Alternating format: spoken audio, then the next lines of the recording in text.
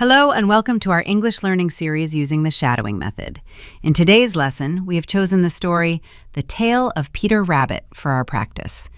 During this lesson, you will listen carefully and practice shadowing, and you will also learn the meanings of the key vocabulary used in the story. Take your time, listen closely, and repeat naturally. Now, let's begin. Listen carefully, repeat after me. "Look over there," said Mopsy.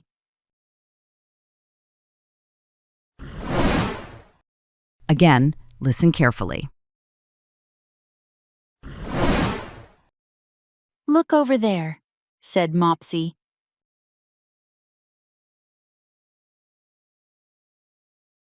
Now, your turn.